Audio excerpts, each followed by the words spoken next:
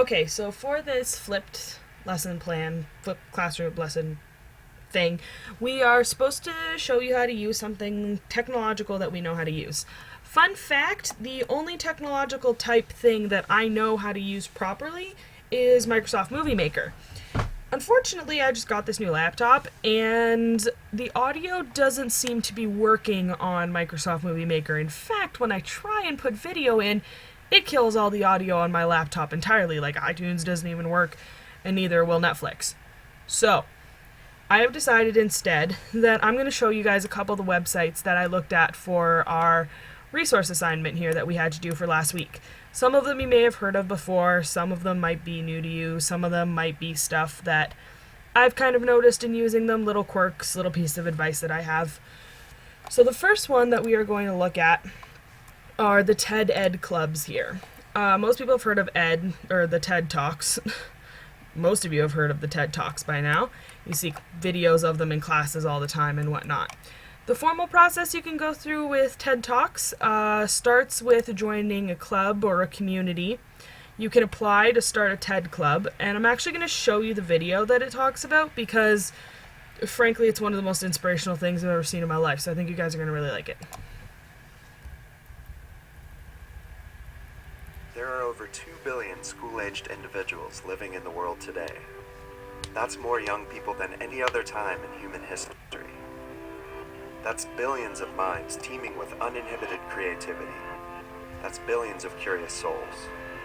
The world's youth is the embodiment of the world's future, and that future has no limits because each and every young person brings a completely new and completely unique perspective to the world around them. Ayana is passionately pursuing the meaning of life, among other things. What will life come to mean to her and to her closest friends?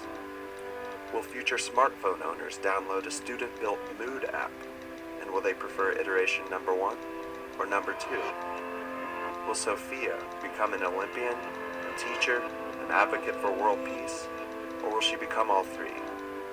And will Tyler's obsession with space and his pursuit of infinity lead him to travel beyond the world his ideas and the ideas of his peers will most certainly define? Picture the collective potential and the ideas of over 2 billion passionate young people. TED Ed is thrilled to announce a new program that aims to give them the space and time to pursue those passions and to support them in presenting those ideas in the form of short, TED-like talks. The program is called TED Ed Clubs. The mission, to celebrate the best ideas of young people around the world. Here's how it works. Visit ed.ted.com and fill out the Club Facilitator application. Once approved, you'll receive access to a set of free tools designed to help you start a TED Ed club at your school. There are 13 suggested meetings. Each meeting helps club members gain a discrete presentation skill. In the final meetings, club members present their ideas in the form of short, TED-like talks. Teachers, you can nominate presentations to be featured on TED Ed or at the annual TED Youth Conference. And students, the world is waiting to be redefined by your biggest, smallest, boldest, quirkiest, bravest, most inspiring, and most brilliant ideas.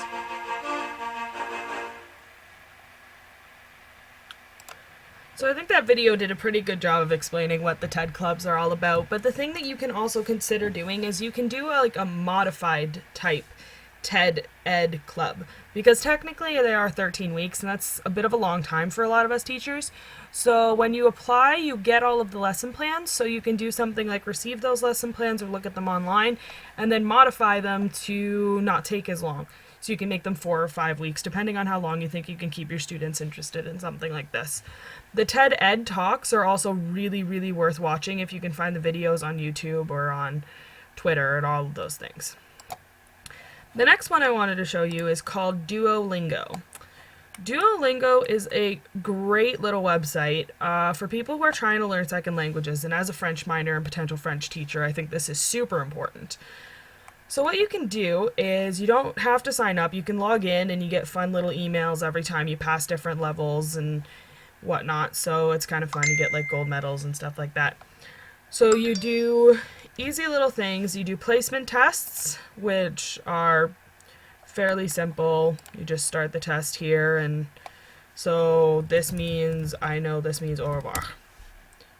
See, I'm correct. And then I go to continue. The rice is le riz. So it does stuff like that, and then it places you at a different level in every different language that you want to do. You can do a bunch of different languages. I have French selected right now, but you can add new courses. You can do Spanish and German and all these other things and try and learn different languages. I would think this would be really good to give kids the chance to work on their language skills. Depending on where you are in the world, that can be extremely important for your students. The other one that I love is called wordreference.com. Word reference is basically just a giant dictionary.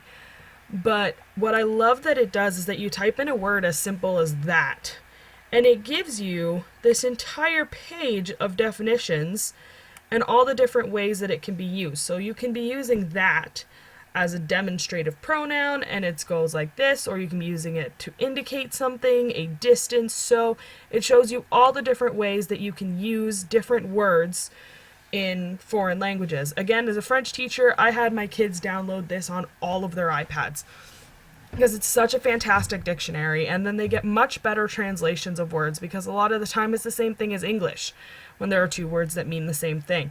You can't always use a certain spelling. So this thing is great to use with kids who aren't exactly sure what kind of vocabulary they want to use. It's also great for them to expand their vocabulary. Sometimes if you click on words, they have synonyms. So I think wordreference.com is great. I still use it to write my own papers.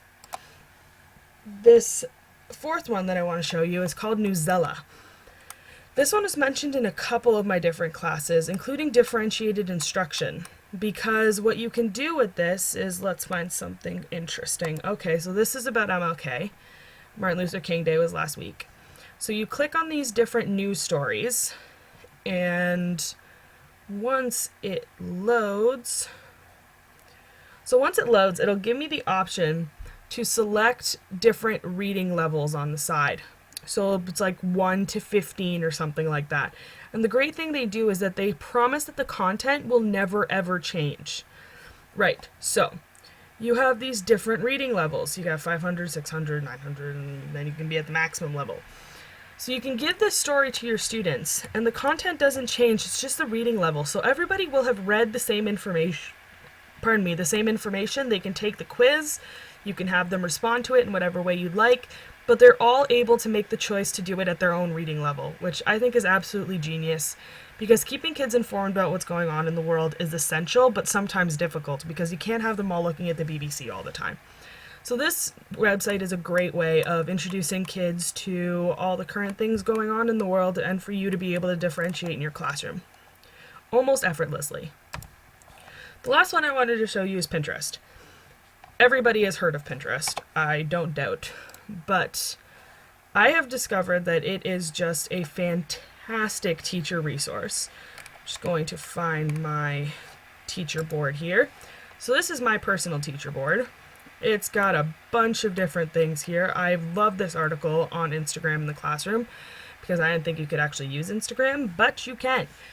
So you can click on all these things. Some of them are not so great. Some of them give you just fantastic ideas of things to use.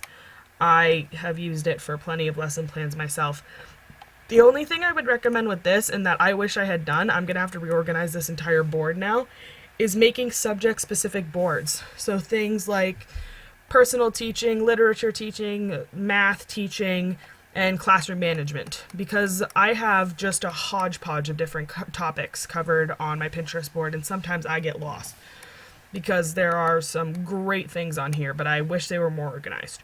So if you're going to do a Pinterest board, I'd highly recommend doing that. So, thanks for listening to my ideas of what's a good resource on the internet for teaching.